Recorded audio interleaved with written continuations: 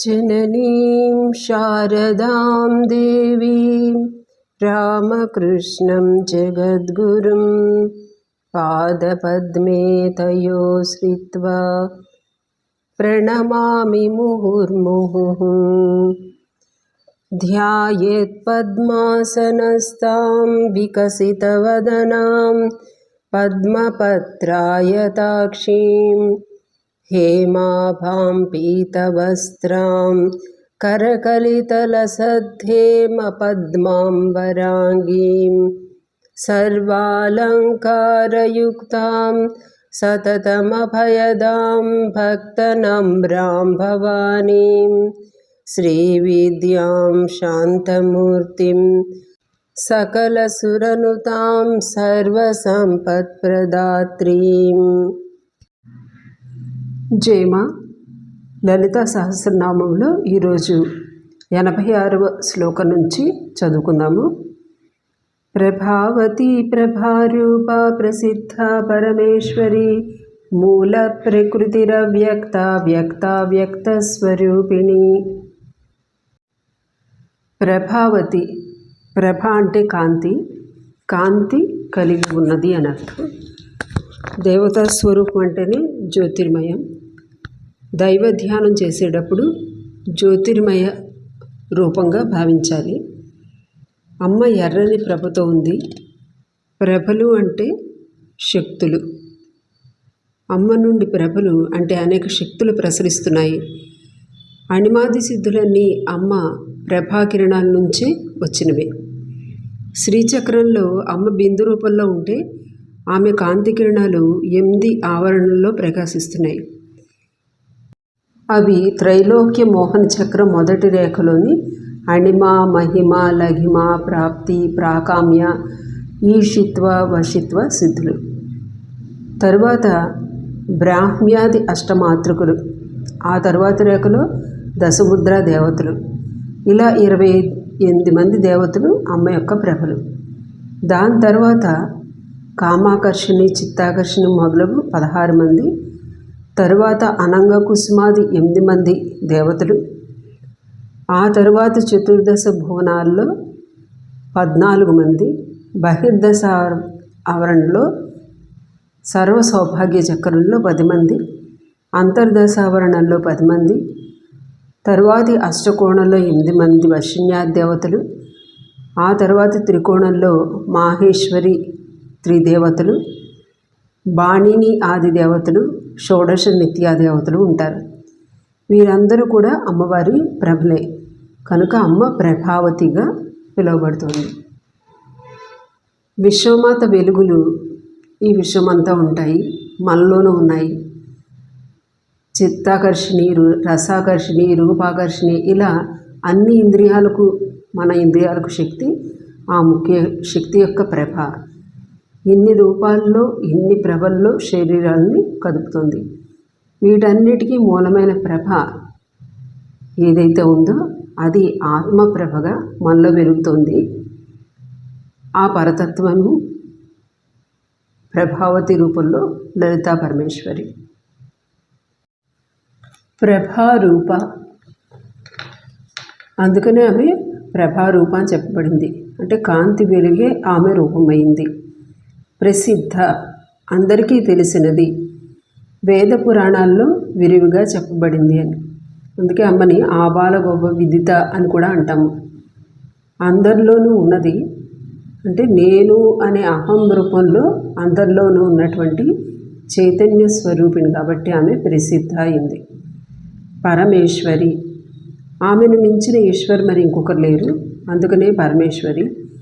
శ్రీచక్రంలో ఒక్కొక్క చక్రంలో ఒక్కొక్క ఈశ్వరిగా అంటే త్రిపుర, త్రిపురేషి, త్రిపురవాసిని ఇలా అనేక రూపాల్లోనూ బిందు రూపంలో పరమేశ్వరిగా అందరినీ నియమిస్తూ ఉంటుంది. దేవి మహాత్మ్యంలో చెప్పబడింది, త్వమీశ్వరీ దేవి చరాచరస్య, చర అచరాలన్నింటిలో కూడా నువ్వు ఉన్నటువంటి ఈశ్వరివి అని. అందుకే అమ్మ ఈ నామాలతో ప్రభావతి, ప్రభారూప, ప్రసిద్ధ, పరమేశ్వరిగా వెలుగొందుతుంది. ఇంకా చెప్పాలంటే యోగి దేహంలో ఉన్న ప్రభలన్నీ కూడా అమ్మవే. మంత్రజపం చేస్తూ ఉంటే శరీరంలో సూక్ష్మ రూపంలో మంత్ర చైతన్యం వర్చస్సుగా ప్రకాశితమవుతుంది. నిజానికి ఆ ప్రభ మంత్రప్రభ. ప్రభారూపంలో అంటే ప్రకృష్టమైనటువంటి దివ్య ప్రభని సిద్ధింపజేస్తుంది కనుక ఆమె ప్రసిద్ధిగా ఉంది. మూల ప్రకృతి. ఎప్పుడైతే పరమాత్మ సృష్టి చేయాలని సంకల్పించాడో అప్పుడు శక్తిగా అభివ్యక్తమయ్యాడు.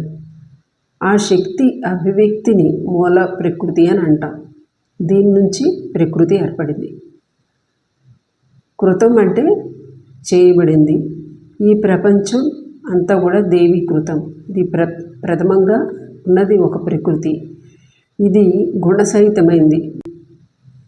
దీనికి మూల ప్రకృతి అయినటువంటి ఆ ఆద్య శక్తి.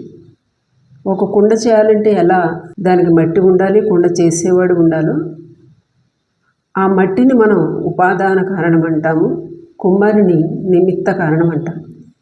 ఈ విధంగానే శక్తి కూడా రెండు కారణాలుగా ఉంటుంది.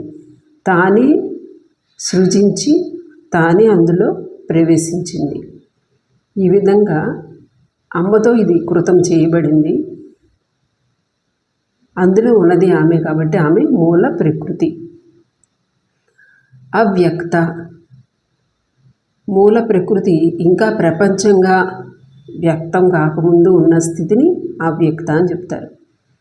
అంటే ఎలా బీజంలో చెట్టు మనకు కనపడదు, కానీ చెట్టు బీజంలోనే ఉందో, బయటికి వ్యక్తం అవ్వలేదు, ఆ అవ్యక్త స్థితిని మూల ప్రకృతి అంటున్నాం కాబట్టి ఆమె ఆ స్థితిలో అవ్యక్త. ఆ పరబ్రహ్మం ఆదిశక్తి ఒకరే. అవ్యక్త దశలో ఉన్నటువంటి ఆ ఆదిశక్తిని పరబ్రహ్మం అని చెప్తున్నాం. వ్యక్త స్వరూపిణి. ఆ అవ్యక్త స్వరూపం ఆమె మరలా జగత్తుగా వ్యక్త స్వరూపాన్ని పొందింది ప్రకృతిగా. అందుకనే అవ్యక్త స్వరూపిణి అయింది. వ్యక్తం అంటే 24 తత్వాలు, పంచభూతాలు, పృథ్వీ ఆపస్తేజ వాయు అగ్ని, పంచతన్మాత్రలు అంటే రూపరస గంధ స్పర్శ శబ్ద. వీటిని అనుభవించే జ్ఞానేంద్రియాలు, వీటికే పనిచేసే కర్మేంద్రియాలు, వీటిని ఆడించేటటువంటి మనస్సు, బుద్ధి, చిత్తం, అహంకారం, ఇవన్నీ 24 తత్వాలని చెప్తాం. వీటితోటి సృష్టి జరుగుతుంది. అంటే అమ్మ ఈ అన్ని తత్వాలుగా వ్యక్తమైంది. ఆ స్వరూపాన్ని వ్యక్త స్వరూపం అంటున్నాము. ఇక పరమాత్మ సంకల్పం నేను సృష్టి అవుతాను అని ఏదైతే అనుకుందో ఆ సంకల్పం అవ్యక్తం. దీని నుంచి మాయ లేదా మహత్తు అహంకారంగా ఏర్పడింది. ఈ వ్యక్తమే జగత్తంతా అమ్మ కార్యరూపం. దీనికి కారణమైన అమ్మ అవ్యక్తం.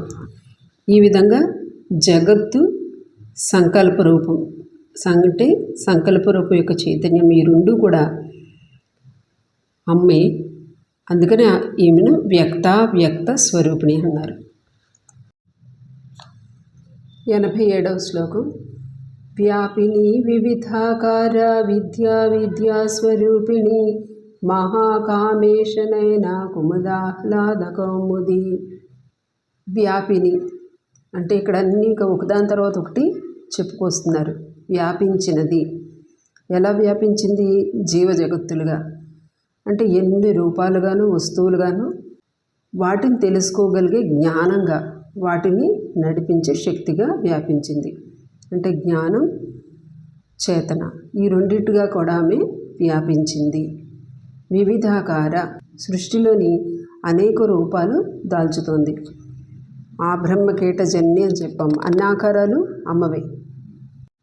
మరి మనకు ఎందుకు తెలియటం లేదంటే ఆ తర్వాత నామన్న చెప్తున్నారు. విద్య స్వరూపిణి. ఆమె విద్యాస్వరూపం, ఆమె అవిద్యాస్వరూపం. విద్య అంటే ఏమిటో శ్రీరామకృష్ణులు మాస్టర్ మహాశైలికి కథామృతంలో చెప్తారు. భగవంతుని తెలుసుకునే జ్ఞానం విద్య, మిగిలింది అవిద్య అని. భగవంతుని తెలుసుకోవటం అంటే మనమెవరో మనం తెలుసుకోవటమే, ఇదే విద్య. అమ్మ ఇక్కడ బ్రహ్మ విద్యా స్వరూపిణి. తన అనుగ్రహంతో బ్రహ్మ విద్యను ప్రసాదించగలదు. అలాగే తన మాయతో ఆత్మను మరిపింపచేసి నేను అనే అజ్ఞానంలోనూ ముంచగలదు. అందుకని ఆమె విద్య అవిద్యా స్వరూపిణి.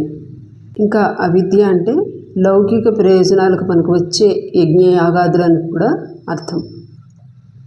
అంటే మోక్షానికి పనికివచ్చేది విద్య, లౌకిక ప్రయోజనాలకు పనికొచ్చేది అవిద్య. ఈ యజ్ఞయాగాదులు బ్రహ్మజ్ఞానం ఈ రెండు కూడా అమ్మ యొక్క రూపమే. అందుకని శ్రీరామకృష్ణులు అంతా అమ్మ లీల అనేవారు. ఆమె విద్య స్వరూపిణి, వ్యక్త స్వరూపిణి. అమ్మ నువ్వే కావాలని గట్టిగా ఏడ్చే వరకు ఈ ఆటని కొనసాగిస్తుంది. ఇవన్నీ మాకు వద్దు అని వదిలేసి ఏడ్చినప్పుడు దగ్గరకు తీసుకుంటుంది. మహాకామేశ నయన కుముదాహ్లాద కౌముది. మహాకామేశుడు అంటే శివుడు. శివుని కలువల వంటి కళ్ళకి ఆహ్లాదాన్ని ఇచ్చేది. శివుని కళ్ళను వికసింపచేసి వెన్నెల నువ్వు తల్లి అని చెప్తున్నారు. అంటే శివునికి ఆనందాన్ని చేకూర్చే చల్లని తల్లి అని అర్థం. కళ్ళు వికసింపచేయటం అంటే జ్ఞానం. మహా శబ్దం ఇక్కడ పరబ్రహ్మాన్ని సూచిస్తుంది. మహాకామేశు నయన వికసించటం అంటే బ్రహ్మజ్ఞాన ప్రకాశం. అమ్మ వెన్నెల అనే అనుగ్రహం ప్రసరిస్తే బ్రహ్మజ్ఞానం కలుగుతుంది. వెన్నెల యొక్క ప్రశాంతత, వెలుగు, ఆనందానికి ప్రతీక. అమ్మ వెన్నెల ద్వారా బ్రహ్మజ్ఞానపు కౌముది విచ్చుకుంటోంది. తర్వాత శ్లోకం. భక్తహార్ద తమోభేద భానుమద్భాను సంతతి శివదూతి శివారాధ్య శివమూర్తి శివంకరి. భక్తుల హృదయాలలోని తమస్సును భేదించేదానివి. సూర్యకిరణాల సమూహం ఎలా తమస్సును భేదిస్తుందో ఆ విధంగా తన కిరణ సమూహంతో భక్తుల హృదయాల్లోని అజ్ఞానాన్ని పటాపంచలు చేస్తోంది. శివదూతి. శుక్లపక్ష సప్తమి తిథి దేవత శివదూతి. అమ్మకి శివదూతి అనే పేరు శుంభనిశుంభుల వధ సమయంలో వారి దగ్గరికి దూతగా శివుణ్ణి పంపుతుంది. అప్పుడు ఆమె పేరు శివదూతి అయింది. శివుని చేత అంటే ఏమైనా చేయించగల తల్లి అని అర్థం. అలానే పుష్కర క్షేత్రంలో శివదూతి తీర్థమని ఉంది. ఈ శివదూతి అనేది మార్గరక్షక శక్తి. ఈమెది గురు రూపం కూడా. గురు రూపంలో మనల్ని రక్షిస్తూ ఉంటుంది. శివారాధ్య శివునిచే ఆరాధించబడినది. శ్రీ విద్యకు గురువు శివుడు. శివునిచే స్వయంగా శ్రీ విద్య ద్వారా ఆరాధింపబడింది కాబట్టి శివారాధ్య. అమ్మ చిదగ్నిగుండం నుంచి సంభవించడానికి యాగం చేసింది శివుడు. అందుకని శివారాధ్య. శివమూర్తి. శివం అంటే మంగళం. అమ్మను మనం రోజు సర్వమంగళ మాంగళ్యాన్ని స్తుతించుకుంటూ ఉంటాం. అన్ని మంగళాలకు ఆమె మంగళమూర్తి. శివమూర్తిగా అంటే శివుని రూపంలో ఉన్నది కూడా ఆమె. అవ్యక్త పరబ్రహ్మం వ్యక్తం అవ్వాలంటే శక్తి ఉండాలి. ఇక్కడ ఆ శివమూర్తి అనేటప్పటికీ శివశక్తుల యొక్క ఐక్యతను చెప్తున్నారు కాబట్టి సమయాచారం చెప్పబడింది. శివంకరి అంటే మంగళాలనిచ్చే తల్లి, పరమ మంగళమైనటువంటి మోక్షం ఇచ్చే తల్లి. భక్తుల మాయను తన అనుగ్రహంతో తొలగించి బ్రహ్మజ్ఞానాన్నిచ్చి పరమ మంగళం ఇస్తుంది కాబట్టి ఆమె శివంకరి. తర్వాత శ్లోకం. శివప్రియ శివపరా శిష్టేష్ట పూజిత అప్రమేయ స్వప్రకాశ మనోవాచ మగోచర. శివప్రియ. శివునకు ప్రియమైనది, శివుడే ప్రియముగా కలది. శివపర. శివుడే తనకు పరావస్తువుగా కలది. శివుని యందు ఎల్లప్పుడూ తత్పరత కలిగింది. శిష్ట పూజిత. శిష్టులతో పూజింపబడేది. అమ్మ నామాల్లో దుష్ట దూర దురాచార శమని అని కూడా ఉంది. దుష్టులుగా ఆమె దూరంగా ఉంటుంది. శిష్టులతోటి పూజింపబడుతుంది, వారికి ప్రియమైంది. అప్రమేయ. ప్రమేయ అంటే కొలత, అప్రమేయ అంటే కొలతకు అందనిది అని. అంటే పరిమితి లేనిది, అనంతమైనది. కానీ అందరం అమ్మని మనం కొలుస్తూనే ఉంటాము. హరిబ్రహ్మాదుల నుంచి అందరూ కూడా దేవిని సేవిస్తూ ఉంటారు. అంటే మన బుద్ధికి ఎంతవరకు ఏ రూపంలో అందుతుందో అంతవరకు మనం కొలుచుకుంటాం. ఆ ప్రమేయ అంటే ఇంకొక అర్థం అక్షరాలతో కొలవబడేది అని.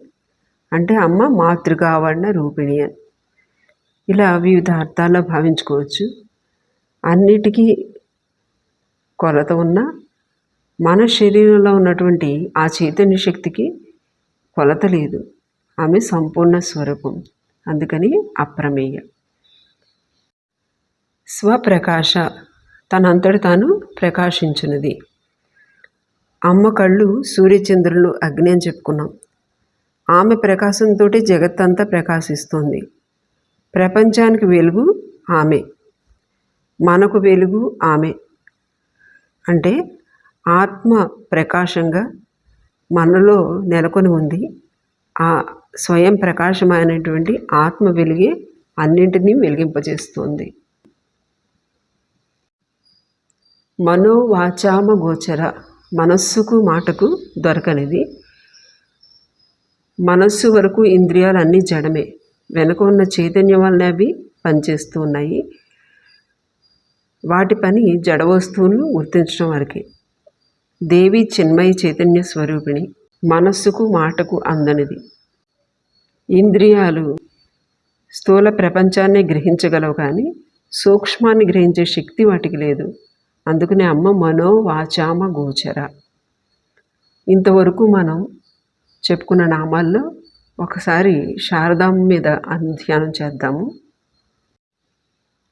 అమ్మ యొక్క ప్రభ ఈసారి మాతృప్రభ. అది మాతృప్రభతోటి ఆమె మనందరినీ కప్పివేస్తోంది. మాతృత్వమే ఆమె రూపంగా ఉంది. ఆమె ప్రభారూప, ప్రసిద్ధ. అందరికీ మాతృమూర్తిగానే ఆమె ప్రసిద్ధమైంది. పరమేశ్వరి, ఆమెను మించినటువంటి జగద్ధాత్రి మరొకటి లేదు. ఆమె మూల ప్రకృతి. ఆమె స్వయంగా అంటారు, మీరందరూ నా నుంచి కాకపోతే మరెక్కడి నుంచి పుట్టుకొచ్చారు అని చెప్పి అంటారు. ఆ మూల ప్రకృతి అయినటువంటి ఆ శారదాంబ అవ్యక్త రామకృష్ణులనే పరబ్రహ్మానికి అవ్యక్త శక్తి ఆమె. మరలా వ్యక్త శక్తి కూడా ఆమె. మాతృమూర్తిగా వ్యక్తమయ్యింది. ఆమె యొక్క మాతృత్వం దేశ విదేశాలకు వ్యాపించింది. అందరూ నా బిడ్డలే అని, అందరిలోనూ నేనే ఉన్నానంటూ వివిధ ఆకారాలు దాల్చుతుంది ఆ మాతృప్రేమ. కన్నడలోని ఒక పాటలో చెప్తారు, నదీ నదాలన్నీ కలిపినటువంటి ప్రవాహం నీ వాత్సల్య ప్రవాహం, నీ మౌన ప్రభ అందరినీ కప్పివేస్తుంది అని చెప్పి చెప్తారు. ఆమె విద్య స్వరూపిణి. గోప్యంగా ఉండి బంధువులందరినీ మాయలో ముంచి అవిద్యా మాయగా సంసారాన్ని సాగించింది. విద్యారూపిణిగా ఆమెను చేరినటువంటి సాధు సజ్జనులకి విద్యాస్వరూపిణిగా పరబ్రహ్మతత్వాన్ని తెలియజేసింది. శ్రీరామకృష్ణులు శారదామాతను అడుగుతారు, అంతా నేనే చేయాలా, నువ్వేం చేయవా అని అడుగుతారు. అమ్మ మౌనంగా ఒప్పుకుంటారు. ఈ మౌనం చల్లని వెన్నెల లాంటిది. రామకృష్ణుని హృదయ కమలాన్ని ఆమె యొక్క ఆహ్లాదకరమైనటువంటి కౌమది వెన్నెలతో ఆమె ఆహ్లాదపరిచారు. అదే ఆమె ఒప్పుకున్నటువంటి మాతృ లీల. ఆ విధంగా తల్లిగా గురు రూపంలో నిలిచి భక్తుల యొక్క హృదయాల తమస్సును తన యొక్క సూర్యకిరణాల వంటి జ్ఞానంతో పటాపంచలు చేశారు. అక్కడ శివుణ్ణి దూతగా పంపితే ఈసారి శివుని యొక్క దూతగా ఆమె వచ్చింది. శివుడితోటి ఆరాధింపబడింది. రామకృష్ణులనే శివునితోటి ఆరాధింపబడింది. ఆమె శివంకరి, అంటే మంగళాలనిచ్చే స్వరూపం. అది శివప్రియ, రామకృష్ణునికి ప్రియమైనది. రామకృష్ణుడే ప్రియుడిగా కలది. శివపరగా అంటే రామకృష్ణ గత ప్రాణగా ఎప్పుడు కూడా తత్పరతతో వారికి సేవలు అందించింది. శిష్టేష్ట అంటే సదాచారం కలిగినటువంటి సాధు సజ్జనులైనటువంటి తన భక్తులందరినీ ఎంతో ఇష్టపడేది. అప్రమేయ, ఆమెకు తులన అనేది లేదు. చాలా గభీరమైనది ఆమె లోతు. ఒకసారి ఆమె అంటారు, నాలాంటి మరొకరిని చూపించు అని. స్వప్రకాశ, ఆమె అంతటిగా ఆమె ప్రకాశమైతేనే మనం ఆమె గురించి తెలుసుకోగలుగుతాము. అందుకనే ఆమె మనోవాక్కులకు అందనిది. ఆమె అనుగ్రహం కలిగితేనే ఆమెను మనం గ్రహించగలుగుతాము. 90వ శ్లోకం. చిచ్చక్తి చేతనారూపా జడశక్తిర్జడాత్మిక గాయత్రీ వ్యాహృతి సంధ్య ద్విజబృంద నిషేవిత. చిత్ శక్తి అంటే జ్ఞానశక్తి. దీన్నే చైతన్యం అని అంటాం. చైతన్యం ఉంటేనే మనం ప్రతిదీ గమనించగలుగుతాం. కనుక ఇది సమస్త జ్ఞానశక్తి. భగవద్గీతలో భూతానామస్మి చేతన అని చెప్పబడింది. అంటే అన్ని భూతాల్లోనూ చేతనా రూపంలో నేనే ఉన్నాను అని. ఇదే ప్రాణశక్తి, ఇదే ఆత్మశక్తి. ఈ ఆత్మశక్తియే మనలో కదిలేటటువంటి దేవి రూపం. చేతనా రూప. చైతన్యంకు చేతనకు కొంచెం తేడా ఉంది. చైతన్యాన్ని కరెంట్ అని అనుకుంటే దాని తిరిగే కదలిక ఫ్యాన్ చేతన. చైతన్యం వల్లనే చేతన కలుగుతుంది. చేతన వలన చైతన్యాన్ని మరింతగా తెలుసుకోగలుగుతున్నాము. చేతన లేకపోయినా చైతన్యం చిచ్చక్తిగా అందరిలోనూ ఉంటుంది. అది క్రియారూపానికి లేదా క్రియా పరిధికి వచ్చినప్పుడు దాన్ని చేతన అని అంటున్నాము. ఇదే దేవి చేతన రూపం. అందరిలోనూ ఆమె చేతనగా ఉంది. జడశక్తి. సృష్టిలో కదలని పదార్థాలని మనం జడము అంటాం. కదిలే వస్తువుల్లో చేతన రూపంలో ఉంది. కదలని వస్తువులలో జడశక్తిగా ఉంది. కదలటానికి 2 వస్తువులు కావాలి, చైతన్యం, దానికి ఒక రూపం. అంటే కరెంటు, అది ప్రకాశయుక్తం అవటానికి ఫ్యాను. కరెంటు చైతన్యం, ఫ్యాను దాన్ని పట్టి ఉంచినటువంటి ఉపాధి లేదా తొడుగు. అంటే ఉపాధులు లేదా శరీరాలు జడం, దానిలోని చైతన్యమే చిత్. అయితే జడశక్తిగా చైతన్యం ఎలా ఉంటుంది అని. జడ వస్తువుల్లో జడశక్తి ఆమె. రాయిలోని స్థాణుత్వంలోనే ఆమె ఉంది. రాయికి ఒక కదలిక ఉంది. అది గుర్తించలేని స్థాయిలో అణువుల కదలిక జరుగుతుందనే విషయాన్ని ఇప్పుడు మన సైంటిస్టులు చెప్తున్నారు. మన విద్యా విధానంలో చాలా చక్కగా చెప్పేస్తూ ఉంటాం పిల్లలకి. జీవులు living things, non living things అని 2 రకాలు అని. అయితే రెండిటి వెనుక చైతన్యం ఉంది అనే విషయం వారికి తెలియటానికి వారు చాలా పెద్ద ఎప్పుడు ఏదో ఫిలాసఫీ చదువుకుంటే అది కూడా ఏ కొద్దిమందో వారికి మాత్రమే అర్థమవుతుంది. కానీ మన శాస్త్రాల్లో జీవం ఉన్నవి, జీవం లేనివి అని చెప్పలేదు. స్థావరాలు, జంగమాలు అని చెప్పారు. అంటే చెలించేది, చెలించనిది. ప్రాణ యొక్క అభివ్యక్తీకరణ ఎక్కువ తక్కువ అవ్వచ్చు, కానీ అన్నీ చైతన్య స్వరూపమే. చేతన లేదు. అచేతనమైనటువంటి వాటిలో చైతన్య శక్తి జడశక్తిగా ఉంది. ఆలోచిస్తే ఇది ఎంత అద్భుతమైనటువంటి భావన కదా. అన్నిటిలోనూ చైతన్య స్వరూపం ఉంది, దాని అభివ్యక్తీకరణ తక్కువ. జడాత్మిక. అందుకనే అమ్మ జడాత్మిక. జడముల్లో ఉన్నది కూడా ఆమె. సృష్టి అంటేనే జడ చైతన్యాల కలయిక. జడస్వరూపం ఆమె, చైతన్య స్వభావం కూడా ఆమెదే. 2 అందులోంచే వచ్చాయి. దీన్నే చిత్ జడ గ్రంథి అన్నారు. ఇది ఎప్పుడు పడిందో, ఎలా పడిందో ఎవరికీ తెలియదు. సృష్టి అనాదిగా నడుస్తూనే ఉంది. దీన్ని విడదీయగలిగినప్పుడే, అంటే అంతర్దృష్టి ఏర్పడినప్పుడే ఇక ఆ గ్రంథి లేదా బంధం అనేది లేదు. చైతన్య అనుభవం మాత్రమే ఉంది. ఇది తెలుసుకోవటమే ఉపాసన యొక్క ఉద్దేశం. తరువాత మంత్రం గాయత్రి. గాతారం త్రాయతే ఇది గాయత్రి అంటారు. అంటే గానం చేసేవారిని తరింపచేసేది గాయత్రి. దేన్ని గానం చేస్తాం? గాయత్రి అంటే మంత్రాన్ని గానం చేయాలి అని అర్థం. మంత్రం మననం చేస్తాం.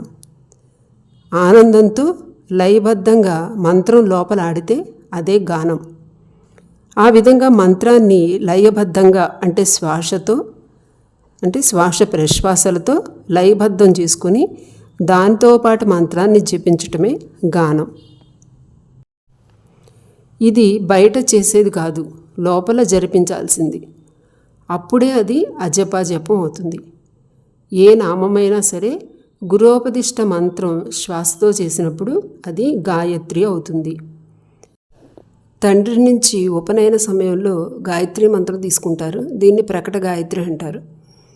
గురువు ద్వారా గోప్యంగా మంత్రాన్ని తీసుకోవటాన్ని గుప్త గాయత్రి అంటారు. వ్యాహృతి అంటే ఉచ్చారణ రూపంలో ఉన్నది కూడా లలితాంబయే. వాయుపురాణంలో అమ్మ పేరు వ్యాహృతి అని చెప్పబడింది. అంటే శివుడితోటి మొట్టమొదట వేదాలు ఉచ్చరింపబడ్డాయి. అవి బ్రహ్మదేవునితో తిరిగి చెప్పబడ్డాయి. ఇద్దరూ కలిసి దాన్ని మరలా ఉచ్చరించారు. ఇలా శివునిచే పలకబడి బ్రహ్మతో ఉచ్చరించబడ్డాయి కాబట్టి ఉచ్చారణ రూపంలో బయటకు వచ్చినటువంటి మంత్రం గాయత్రి.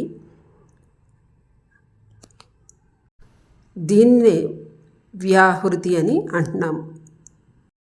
ఏ చిత్శక్తి చేతనా రూపంలో మనలో తిరుగాడుతోందో అదే ప్రాణశక్తి ఉచ్చారణ రూపంలో బయటకు వ్యాపిస్తే దాన్ని వ్యాహృతి అని అంటున్నారు. ఇక రెండవ అర్థం, గాయత్రి మంత్రాన్ని భూభువ సువహ అని చెప్తారు. అంటే 3 లోకాల్లోనూ వ్యాపించి రక్షిస్తోంది. దీన్ని ఈ 3 లోకాల్ని గాయత్రి మంత్రం యొక్క వ్యాహృతులు అని చెప్తారు. ఇంకొక అర్థం, వ్యాహృతి అంటే సంస్కారం పొందినటువంటి మంత్రం. అంటే సిద్ధ గురువుతో చెప్పింపబడి సంస్కరింపబడిన మంత్రం శిష్యునితో సంధ్యాకాలంలో ఉచ్చరించబడితే ఆ ఉచ్చారణ వ్యాహృతి దేవుగా అయ్యి కాపాడుతుందట. సంధ్య అంటే సమ్యక్ ధ్యానం, అంటే పూర్తిగా లిప్తం చేయటం అంటే పరమాత్మలో పూర్తిగా లీనమవటం. ఇక్కడ వేరే అస్తిత్వం అనేది లేదు. ఈ కలయిక సంధ్య అంటే ఏక చైతన్య అనుభూతి అయ్యేటటువంటి స్థితి. ఇది బాహ్యంలో సూర్యుని యందు ఉన్నటువంటి చైతన్యాన్ని, మనలో చైతన్యాన్ని అభేదంగా భావించి ధ్యానం చేయటాన్ని సంధ్య అంటారు. మనోవృత్తుల పరంగా చెప్పాలంటే మనస్సుని లేదా ఆలోచనలను స్థిరపరచడం. 2 ఆలోచనల నడుమ సూక్ష్మమైనటువంటి విరామం కూడా లేకపోకుండా ఉండటమే సంధ్య. అంటే సంధ్య అంటే సమగ్ర ధ్యానంలో అనుభవానికి వచ్చే పరబ్రహ్మ శక్తి అని. ఏ ఆలోచనలు లేని ప్రశాంత స్థితి. ఆ స్థితిలో పొందే చైతన్యం యొక్క ఎరుక లేదా జ్ఞానం. రోజు మనం కాలాన్ని కూడా సంధ్యల్లో చెప్పుకుంటాము. ప్రాతః సంధ్య, మధ్యాహ్న సంధ్య, సాయం సంధ్య అని. ఈ కాలాల్లో కూడా మనస్సు తొందరగా ప్రశాంతతను పొందుతుంది కనుక ఈ సమయంలో భగవన్నామ స్మరణం ఉత్తమని చెప్తారు. ఇక చివరి నామం ద్విజ బృంద నిషేవిత. ద్విజులు అంటే సంస్కారం పొందినవారు అని అర్థం. ఉపనయనానంతరం గాయత్రి మంత్రాన్ని పొందిన వారిని ద్విజులు అని అంటారు. గురుముఖత మంత్రాన్ని పొందిన వారు కూడా సంస్కరించబడిన వారే. ద్విజ అంటే 2వసారి జన్మించటం, అంటే దేహ మనసులు శుద్ధమైన వారు. అటువంటి వారితోటి సేవించబడుతున్నది ద్విజ బృంద నిషేవిత. ఇక్కడితో 90 శ్లోకాలు పూర్తయ్యాయి. జై మా.